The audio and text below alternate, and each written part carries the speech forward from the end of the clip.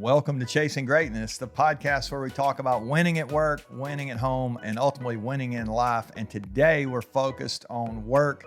I'm fired up today. I'm having an opportunity this afternoon. I'm going to be speaking to a company in Chicago. Actually, it's not just a company, it's a group of companies, a bunch of CEOs coming in. And when they talked to me a couple of weeks ago, they said, we want us to talk, our last call, they said, we want to talk about engagement. Our people are struggling to stay engaged. So I don't know about you, but it seems right now that there is a I won't say a pandemic, but there is really a problem in our culture when it comes to people being engaged, and that's what we're going to talk about today. Welcome to Chasing Greatness. We're really excited you're here. Thanks for sharing and downloading and helping us spread the word. If you know somebody who's got an organization or a team, a classroom they're trying to lead, and they're struggling to keep people engaged, I think some of the things we'll talk about today will be helpful, because we think we've discovered the answer to keeping people engaged. And when I say we, I was a part of some research a couple of years ago where we actually studied this idea of how do you keep people engaged, because it is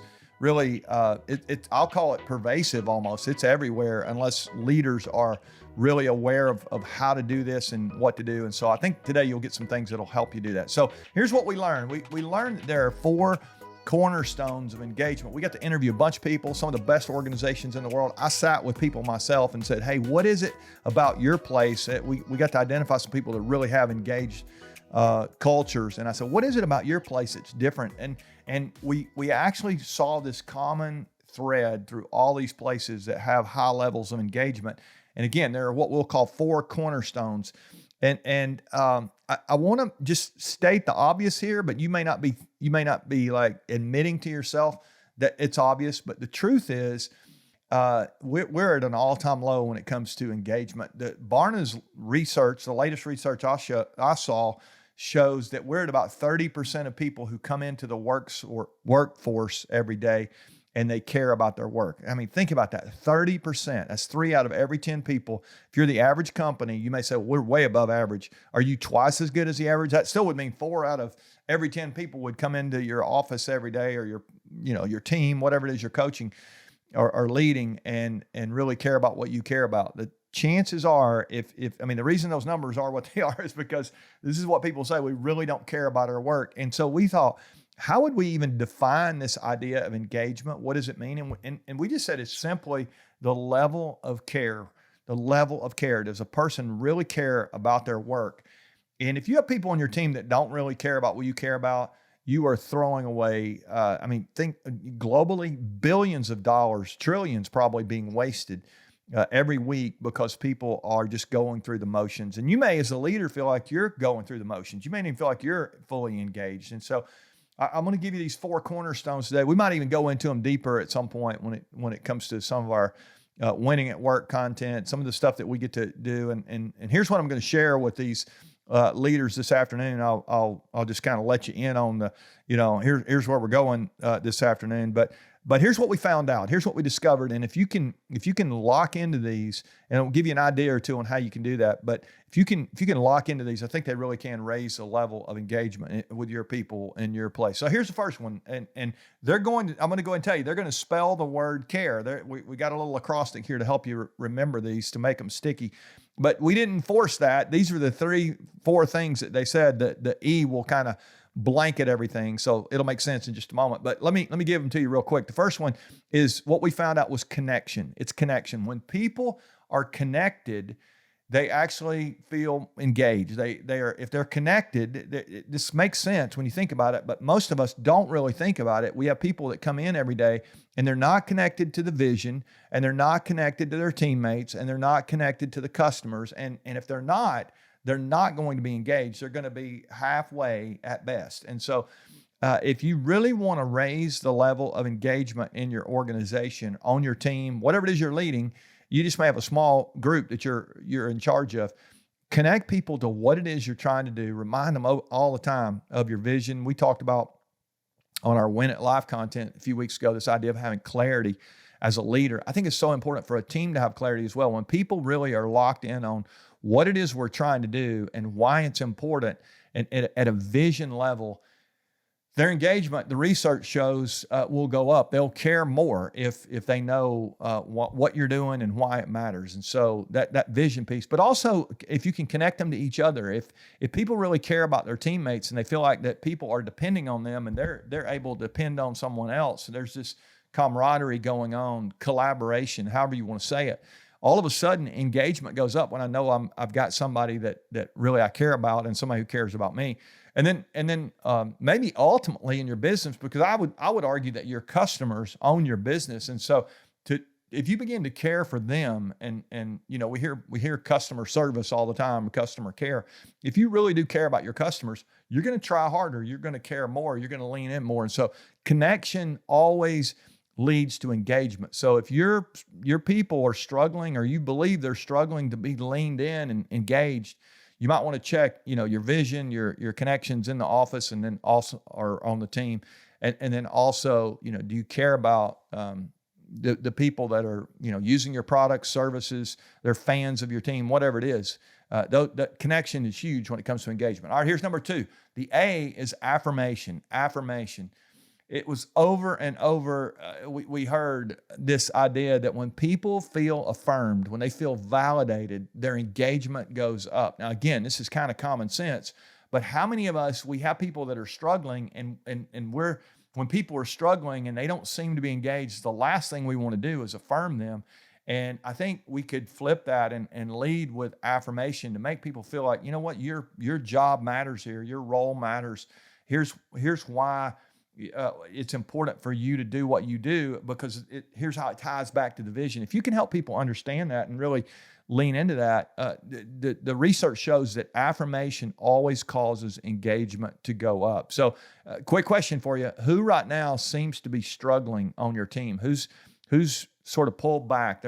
Maybe their work is not as good as it could be. Maybe some affirmation would get them back in the game, and maybe they haven't been validated and they're not even really sure why it matters that they do what they do. And if you've not reminded them, I think you could be leaving a lot on the table there. I always say people want to be celebrated more than they want to be tolerated. And I think sometimes we have people on our teams where we just kind of like, well, I have to have them, and but I hired them, and if I'm not careful, people might not feel validated, and if they don't, their engagement is going to wane at best. So that's cornerstone number 2 is affirmation. All right, here's number 3.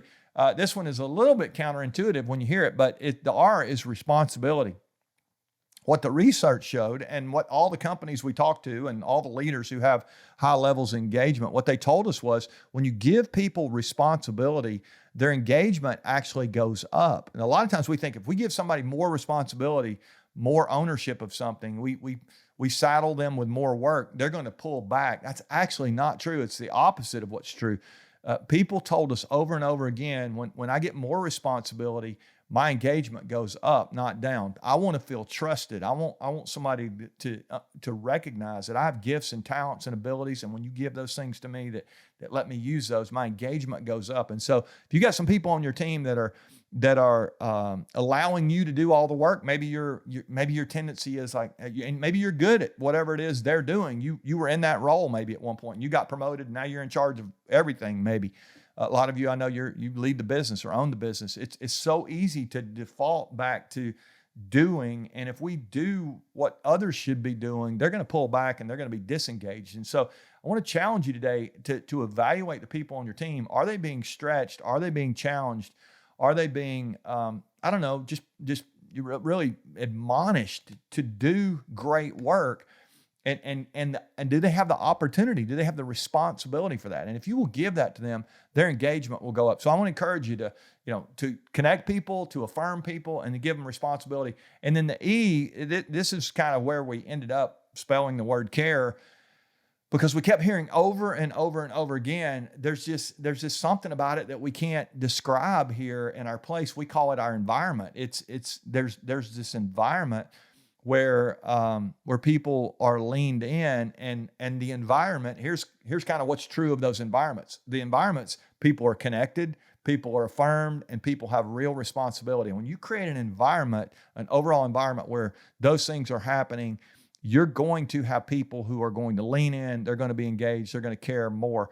And so I would just encourage you here as you think about this last idea, this environment idea. You may be in an environment right now, you're saying, man, our environment is disengaged. Our environment is kind of halfway. And maybe you're not even the leader of the organization, but you are leading someone, and somebody is depending on you to create that engagement in your environment. And so I would encourage you to go have a conversation with your supervisor if you need to. Talk about some of these things that are really, they're validated in research. They're going to raise your level of engagement if you will have these conversations with your supervisor and you begin to, work on some of this together. But in your case, you are responsible for some people, and do everything you can to connect them, to affirm them, and to give them real responsibility. And watch what happens. Your people are going to lean back in.